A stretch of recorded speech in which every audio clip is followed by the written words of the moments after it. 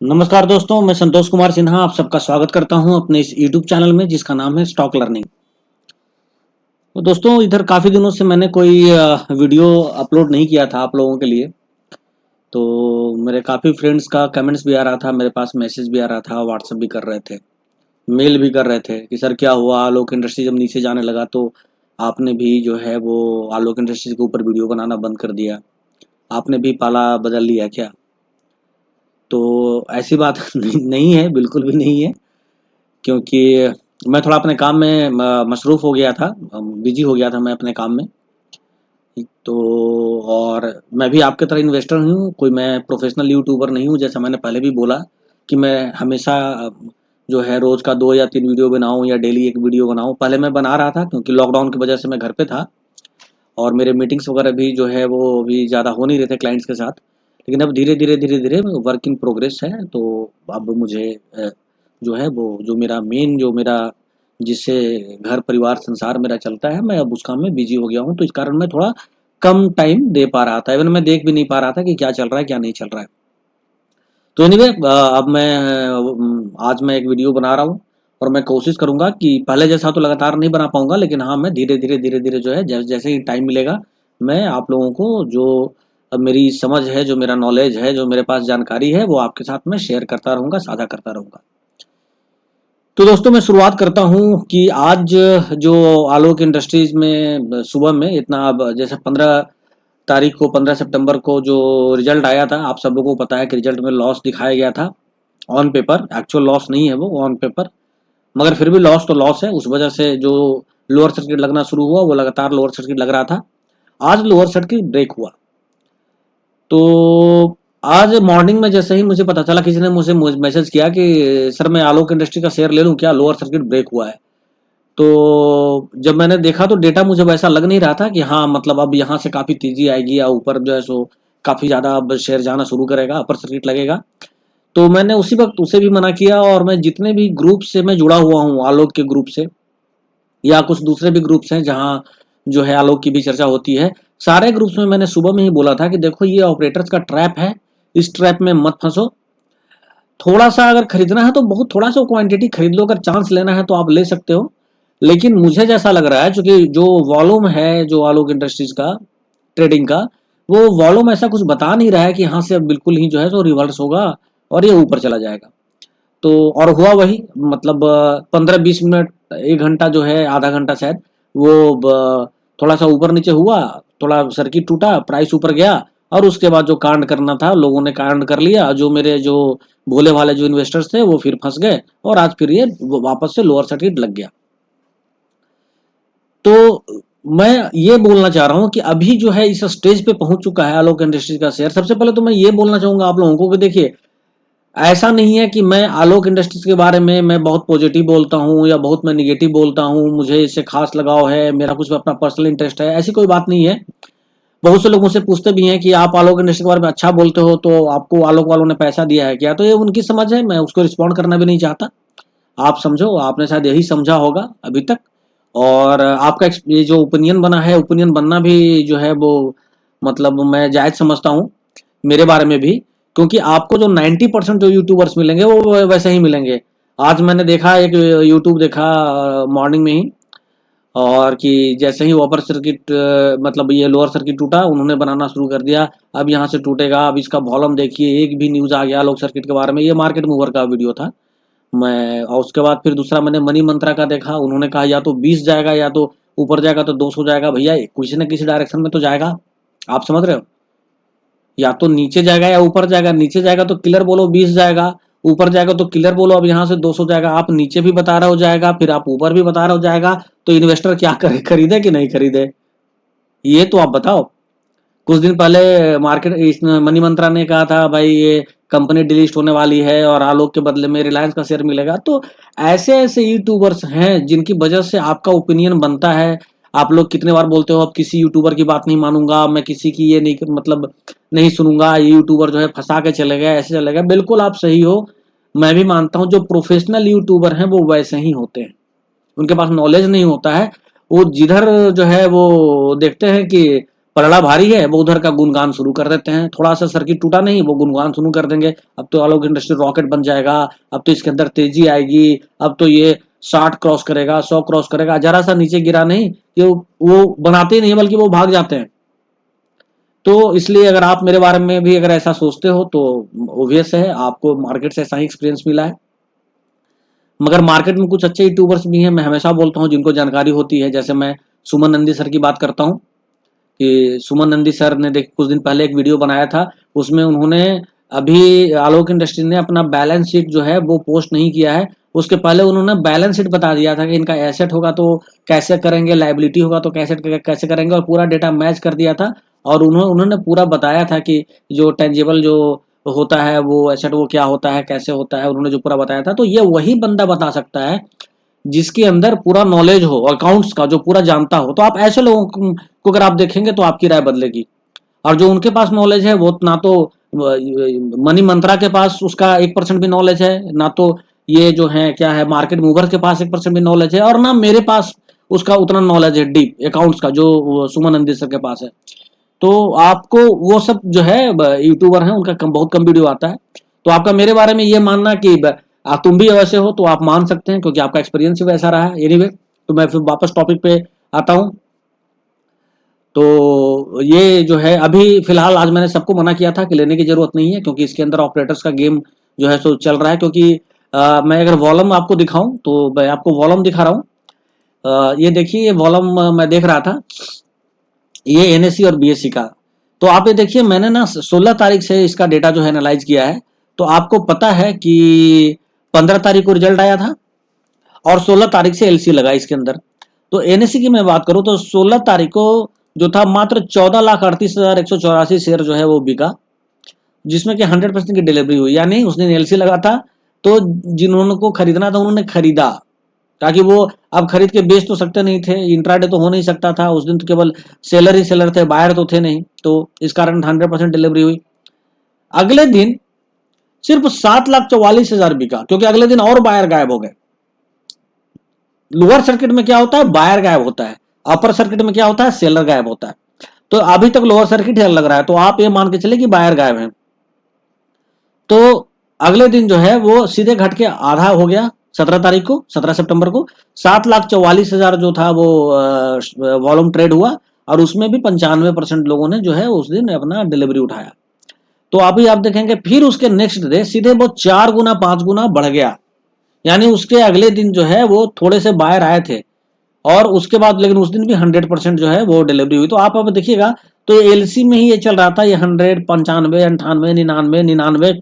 तो यहां तक जो डेटा था, यानी कल तक का जो डेटा था, वो डेटा डिलीवरी के पॉइंट ऑफ व्यू से, और आप ये देखेंगे वॉल्यूम के पॉइंट ऑफ व्यू से, ये इसके पॉइंट ऑफ व्यू से ऐसा कुछ नजर नहीं आ रहा था। अगर यहाँ पे ये बढ़ता तो कुछ बोलने वाली बात होती है। और होता क्या है कि अगर वॉल्यूम बढ़े और डिलीवरी हमेशा 100% है तो थोड़ा सा आप पॉजिटिव हो सकते हैं। जैसे 18 तारीख को आप थोड़ा सा पॉजिटिव हो सकते थे, क्यों?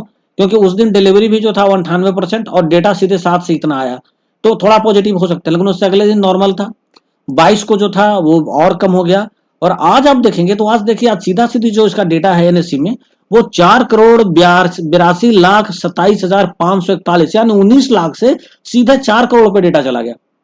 तो अचानक इतने बायर कहां से आ गए? कल 19 लाख थे, तो 1,09,00,000 या 90 लाख में नहीं, सीधे 4,82,00,000 बायर कहां से आ गए? तो सीधा से अचानक तो कुछ हुआ नहीं। कोई अच्छा न्यूज आलोक के बारे में ऐसा जो कि जो शेयर प्राइस को जो है वो ऊपर पुश करे, कोई न्यूज नहीं आई इसके बारे में, आलोक के बारे में। रिलायंस ने कुछ भी ऐसा नहीं किया, प्रमोटर की तरफ से कोई न्यूज नहीं आया।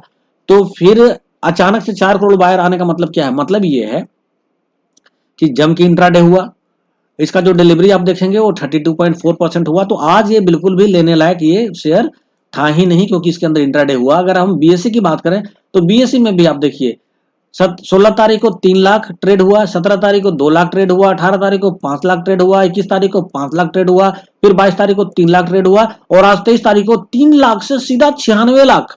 आप समझ रहे हैं, 32 गुना, 32 टाइम्स जो है ये आज के डेट में बढ़ गया। और इसमें भी रोज देखिएगा आप लगभग 100% का एवरेज है इसका डिलीवरी का, और आज सीधे 52% आ गया। यानी कि आज इसकी टोपी उसके सर वाली कहानी हुई। तो आज जो निवेशक, जो इन्वेस्टर्स थे, उनके लिए आज ये मार्केट नहीं था, आज ये मार्केट एक ट्रैप था। इसीलिए सुबह में मैंने सारे ग्रुप में पहले ही बोल दिया था, जैसे ही सर्किट टूटा, कि भैया इसमें मत फंसना, क्योंकि डेटा जो है वो बता रहा है कि अचानक से इतने कहां से आए, अचानक से आ नहीं सकते हैं बिना किसी न्यूज के, बिना किसी कारण के, तो ऑब्वियस है कि ऑपरेटर्स ही आए होंगे। तो ये जो है ये पूरी कहानी है इसमें। अब है बात क्या कि अब आज का जो रेट है, जो अभी हमने देखा कि 24 रुपये 55 पैसे पे जो रेट है, यानी अभी तक का ये जो इसके पहले जो इसका 27 रुपये का जो लो था, वो लो को भी तोड़ करके ये आ चुका है 24 रुपये 50 पैसे पे। तो अब यहाँ पे कुछ क्वेश्चन है आप लोगों का कि यहाँ पे मैं खरीदूं अभी या ना खरीदूं। तो देखो अभी जो है ये काफी अभी वीक दिखा रहा है, इसका जो टेक्निकल चार्ट है वो काफी वीक दिखा रहा है।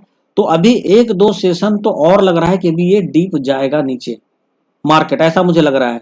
और मैं आपको एक चीज ये बता दूं कि मार्केट क्रैश होने का नहीं होने का वो अलग फंडा है, बहुत लोग इस बात को बढ़ा रहे हैं। आलोक इंडस्ट्री पे उसका कोई प्रभाव नहीं है, क्योंकि आलोक इंडस्ट्री में जिनको माल उठाना था उन्होंने उठा के बेच दिया, जिनको पकड़ के बैठना है वो पकड़ के बैठे हुए हैं। इसलिए मार्केट क्रैश से कभी भी आलोक इंडस्ट्री को आप रिलेट मत करो। दूसरी बात, अगर मैं बोल रहा हूं कि अभी ये थोड़ा और नीचे जाएगा, एक दो सेशन जो है अभी और ये मुझे लग रहा है कि अभी ये नीचे जा सकता है, फिर 2 दिन के बाद देखेंगे कि अभी और इसका जो है टेक्निकल जो डेटा है, जो वॉल्यूम है वो कैसा है। तो आप लोग चाहे मर्जी मुझे गाली दे दो, चाहे मुझे कमेंट में जो भी बोल दो कि सर आप निगेटिव बोल रहे हो, मगर मैं निगेटिव नहीं बोल रहा हूं भैया, जो सच जो है जो मुझे दिख रहा है मैं वो बोल रहा हूं। मेरे दोस्त जिन्होंने काफी ज्यादा होल्डिंग बना रखी है इसके अंदर, वो कितनी बार मेरे राय से सहमत नहीं होते, वो बोलते हैं यार तूने ऐसा बोल दिया, क्यों बोला तूने ऐसा, लोग क्या समझेंगे मार्केट में, फिर तो काफी ज्यादा जो है वो निगेटिव सेंटीमेंट बन जाएगा। मैं निगेटिव पॉजिटिव की बात नहीं बोल रहा हूं, मैं मेरी रिस्पॉन्सिबिलिटी है कि मैं आज जो सच है वो आप लोगों के सामने बोलूं। अगर मुझे लग रहा है कि ये नीचे जाएगा और मैं आपको बोलूं कि नहीं यार ये कल से खरीदारी शुरू कर दो, अब ये मार्केट ऊपर जाना शुरू हो जाएगा, आप जितना खरीद सकते हो खरीद लो, ऐसे, तो कुछ लोग, मैं बोलता हूं 10 लोग ही, ज्यादा मैं नहीं मानता हूं कि ज्यादा लोग मेरी बात को सीरियसली लेते हैं। अगर 10 लोग भी सीरियसली लेते हैं और 10 लोग ने भी ले लिया मेरे झूठे आश्वासन पे आके, तो उनका तो नुकसान हो जाएगा नहीं गया तो। इसलिए मैं झूठ कभी भी नहीं बोलूंगा, चाहे मेरे इन्वेस्टर मित्रों को, मैं भी इन्वेस्टर हूं इसके अंदर, मेरा भी अच्छा खासा इन्वेस्टमेंट है, तो मेरे लिए भी अच्छा नहीं है अगर ये शेयर नीचे जाएगा तो, मगर मैं झूठ क्यों बोलूंगा। तो जो बात आपको बुरा लगता है मैं माफी चाहूंगा, लेकिन सच्चाई ये है कि अभी एक दो ट्रेडिंग में सेशन में अभी और ये नीचे जाने की संभावना है। इसलिए अभी आप इसको ज्यादा बाई मत करें, ज्यादा शौक है तो 50-100 आप ले लें, क्योंकि ये लेवल अभी इसने अपना बॉटम नहीं बनाया है। आलोक इंडस्ट्री अभी अपना बॉटम बनाएगा, क्योंकि कारण क्या है, कारण यह है कि Q2 का जो रिजल्ट है उसमें अभी बहुत टाइम है। तो यहां से जो है अभी ये रिवर्सल अभी एक दो सेशन तो मुझे नहीं लग रहा है कि ये मारेगा, मुझे ऐसा लग रहा है। और अगर थोड़ा सा अगर ये उठा भी तो वापस रिवर्सल मारेगा, मैं आपको बता रहा हूं, मुझे ऐसा लग रहा है।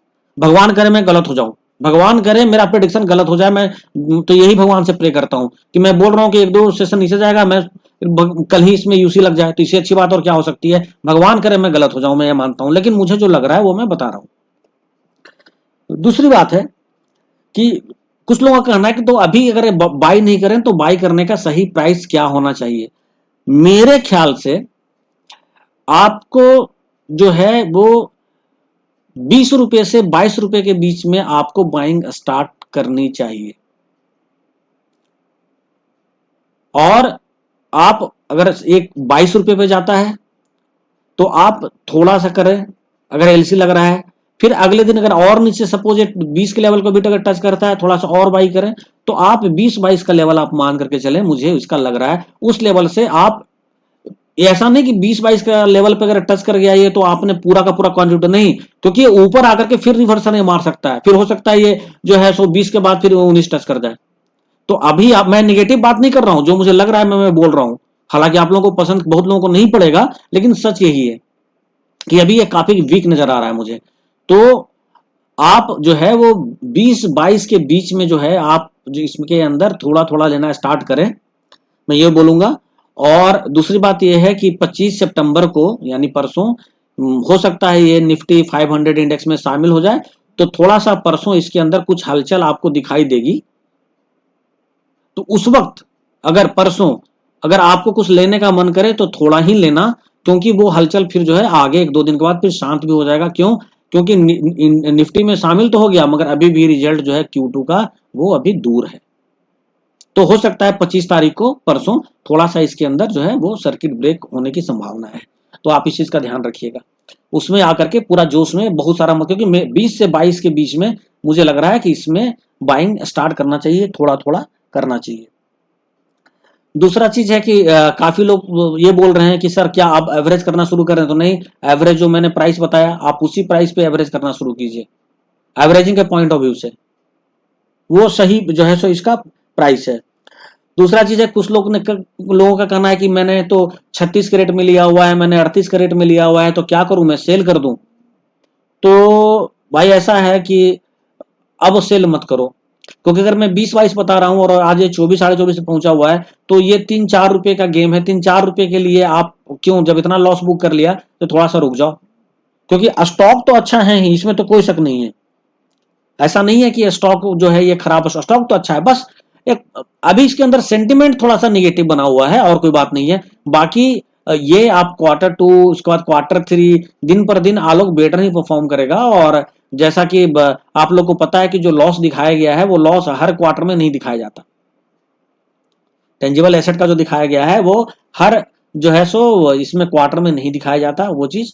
और मेरे ख्याल से Q1 में इन्होंने कोई खास पीपी किट और N95 मास्क और बिजनेस का उतना ज्यादा डेटा रेवेन्यू शो नहीं किया, मगर Q2 में तो जैसा हम लोग देख रहे हैं ये इनका वॉलमार्ट को और बाकी जो है सो दूसरे कंपनीज को भी काफी ज्यादा माल शिप हुआ है, वो तो हम लोगों ने देखा है।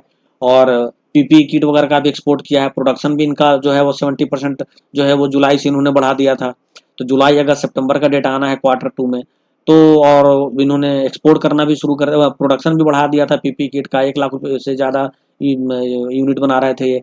तो कहने का मतलब है कि जो हम एक्सपेक्ट तो कर ही सकते हैं कि अच्छा रिजल्ट आना चाहिए, क्योंकि हमारे पास आधार है, हमारे पास बेस है एक्सपेक्ट करने का। एक्सपेक्टेशन का एक बेस होता है ना कि भाई तुम किस बेसिस पे बोल रहे हो कि अच्छा रिजल्ट आएगा, तो भैया बेसिस तो वही है कि एक्सपोर्ट भी हो रहा है, इसका अपना रेगुलर जो कंपनी का जो कोर बिजनेस है उसमें भी काम कर रही है, जो नया इसने बिजनेस स्टार्ट किया पीपी किट मास्क का वो भी फुल फ्लेज पे काम हो रहा है, एक्सपोर्ट हो रहा है। तो यही बेस है हमारा एक्सपेक्टेशन का, हमारे जो है सो उम्मीद का, आशा का। तो Q2 का तो अच्छा आएगा ही।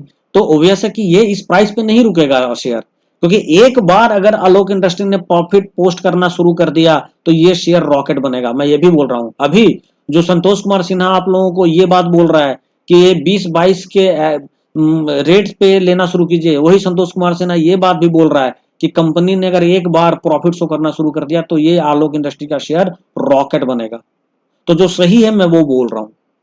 तो अभी आप एवरेजिंग जो है 1-2 दिन रुक जाइए, उसके बाद एवरेजिंग करना स्टार्ट कीजिएगा और लॉस मत कीजिएगा, अभी भी लॉस बुक मत कीजिए। कुछ लोग बोल रहे हैं कि मैं तो एवरेज करना चाहता हूं मगर मेरे पैसे खत्म हो गए। कोई बात नहीं है, पैसे खत्म हो गए, आप एवरेज नहीं कर पा रहे हो तो भी कोई दिक्कत नहीं है यार। ये कितने दिन तक नीचे रहेगा ये, मैं तो बोल रहा हूँ, मैं थोड़े बोल रहा हूँ कि ये अब ऊपर नहीं जाएगा। मैं तो ये बोल रहा हूँ कि अब तो टाइम बिंग और 2-4 रुपया नीचे आएगा तो आने दो आप, उसके बाद तो फिर ये Q2 आज सितंबर 23 तारीख हो गया, तो आप समझिए कि ये अक्टूबर नवंबर 15 तक इनको रिजल्ट दे देना चाहिए मेरे ख्याल से। तो जब आप इतना दिन रुक गए हो तो 1-1.5 महीना और आप रुको।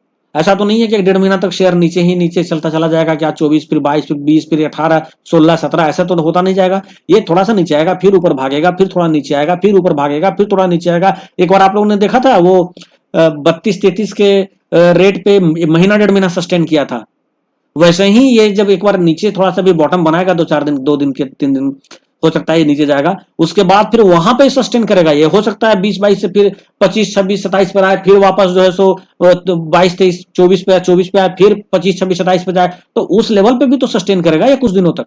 ऐसा थोड़ा है कि ये हमेशा नीचे चलता चला जाएगा। तो इसलिए मैं बोल रहा हूं कि आप अगर एवरेज नहीं कर सकते तो मत करो, चिंता की कोई बात नहीं है, और आप बस इसके अंदर बने रहो, होल्ड करो। हाँ, लॉस मत करो, अपना लॉस जो है वो अब बुक आप मत करो, मैं ये बोलूंगा। कुछ लोग ये पूछ रहे हैं कि भाई Q2 का रिजल्ट कब आएगा, तो देखो सितंबर तक का रिजल्ट है, कंपनी बोलती है 45 दिन, मतलब इससे भी बोलती है कि 45 दिन के अंदर में इसको आप कर दो। तो अगर सितंबर का देखें तो अक्टूबर 30 दिन और 15 दिन नवंबर, यानी 15 नवंबर तक जो है इनको कर देना चाहिए। और अगर जैसे कि लास्ट टाइम सेबी ने कुछ छूट दे दिया था जिसके कारण 15 जुलाई तक का 15 सितंबर तक का टाइम मिल गया था, तो उस कारण से अगर सेबी ने कुछ एक्सटेंड कर दिया डेट तो वो अलग बात है, मगर अभी तक ऐसी कोई जानकारी सामने आई नहीं है। तीसरी चीज है कि कुछ लोग बोल रहे हैं कि तो क्या क्वार्टर टू में जो है ये प्रॉफिट दिखाएगा या नहीं दिखाया गया, उसमें भी पीपी किट वगैरह जो है इन्होंने दान दे दिया, ये कर दिया। तो भाई ऐसा है कि उम्मीद ही कर सकते हैं हम, जो डेटा हमारे सामने आया है, जो न्यूज हमारे सामने आया है, हर जगह जो हम चीज देख रहे हैं कि इनका पंजीवा पे जो न्यूज आ रहा है, या पीपी किट न्यूज के बारे में जो न्यूज आ रहा है, या जो इन्होंने इस बार का रिपोर्ट पोस्ट किया है उसके हिसाब से अब ये लॉस इनको आगे नहीं दिखाना चाहिए। तो हम तो यही उम्मीद कर सकते हैं कि Q2 में इनको प्रॉफिट दिखाना चाहिए और दिखाएंगे ही। तो क्योंकि अब इन्होंने बुक इनको साफ करना था, क्लियर करना था, इनको जितना फायदा उठाना था इन्होंने क्वार्टर वन में उठा लिया। और वो आप सुमन नंदी सर ने आप लोगों को बता ही दिया है उसके बारे में कि अकाउंट्स कैसे मैनेज करते हैं, मैनिपुलेट करते हैं, या जो भी करते हैं, तो वो आप समझ ही गए होंगे। और दूसरे यूट्यूबर्स भी वही बात बोल रहे हैं कि इन्होंने जो लॉस दिखाया है वो एक्चुअल लॉस नहीं है, वो वर्चुअल लॉस है, वो सिर्फ दिखाया गया है इसलिए कि ये अपना बैलेंस शीट में एसेट्स और लाइबिलिटीज दोनों को ये जो है वो बराबर करें। क्योंकि एसेट्स तो इन्होंने 5,000 में ले लिया, 17,000 का एसेट्स, 17,000 करोड़ का एसेट्स इन्होंने 5,000 करोड़ में ले लिया। तो जो बैंक से जो इन्होंने लोन लिया वो 5,050 करोड़, या 500 करोड़ रिलायंस ने अपने पास से भी दिया, तो 4,050 करोड़ लाइबिलिटी बना इनके ऊपर। तो 17,000 करोड़ का एसेट, लाइबिलिटी 4,050 करोड़ का, तो फिर एसेट और लाइबिलिटी तो बराबर होना चाहिए, तभी कैपिटल बनेगा।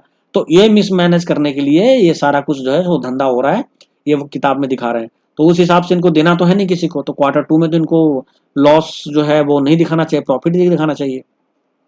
तो मोटा मोटी मैं यही बोलना चाहता हूँ कि आलोक इंडस्ट्रीज में भी 1-2 दिन वेट कीजिए, 20-22 के लेवल से धीरे धीरे आप अपना एवरेजिंग कर सकते हैं, लेकिन अभी फिलहाल जो है वो 1-2 दिन अभी आप रुक जाइए।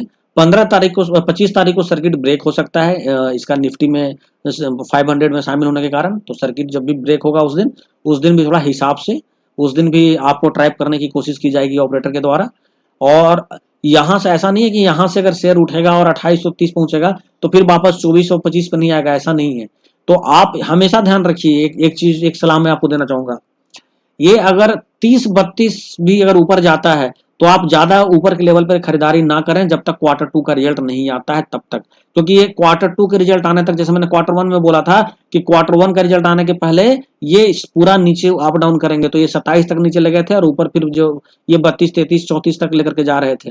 उसी तरीके से ये फिर क्वार्टर टू के पहले भी अप डाउन करेंगे, तो यहां से अप करेंगे ये, तो फिर डाउन भी करेंगे। तो आपको 25-26 से ऊपर के रेट पे आपको शेयर अभी नहीं खरीदना है जब तक क्वार्टर टू का रिजल्ट ना आ जाए। चाहे ये 30 भी पहुंच जाए, 32 भी पहुंच जाए, मगर आपको खरीदारी जो है वो, क्योंकि आप 25-26 के लेवल तक, 26 ज्यादा से ज्यादा 27 के लेवल तक आप सेफ हैं। उससे ज्यादा ऊपर के लेवल पर खरीदारी ना करें क्वार्टर टू के आने के पहले। क्वार्टर टू के बाद जब एक बेस बन जाएगा, प्रॉफिट जब कंपनी दिखा देगी, उसके बाद अगर शेयर आगे बढ़ेगा तब आप खरीदारी कर सकते हैं। और अगर तब जाके शेयर आगे बढ़ेगा तो आपको अफसोस भी नहीं होना चाहिए कि अगर मैंने पहले 25-26 के या 28-29 के रेट पे लिया होता तो आज ये शेयर आगे बढ़ रहा है तो मुझे फायदा होता। नहीं, आपकी सेफ्टी के लिए मैं बोल रहा हूं, सेफ गेम खेलिए इसके अंदर। आगे का हम 35-40 पर मैं भी बाई करूंगा, मगर क्वार्टर टू के बाद आप हायर रेट पे बाय कीजिए, मगर जब प्राइस स्टेबल हो, बेस हो, तब आप बाय कीजिए। लोअर रेट पे बाई करें, कुछ पता ना हो किसी चीज का कि ये अभी और नीचे जाएगा, ये भी और ऊपर जाएगा, तो उसमें काफी रिस्क रहता है। तो मेरे ख्याल से वीडियो काफी लंबा हो गया और काफी दिनों के बाद मैं बना रहा था, तो कुछ ज्यादा बोल गया हूँ, माफ कीजिएगा। और मैं कोशिश करूंगा कि मैं बीच बीच में जो है वो वीडियो बनाता जाऊं, मैं लाता जाऊं, और आप लोगों के साथ साथ अपना विचार जो है वो साझा करता जाऊं। और इसी के साथ मैं आप लोगों से विदा चाहता हूं। नमस्कार, जय हिंद, जय भारत, वंदे मातरम।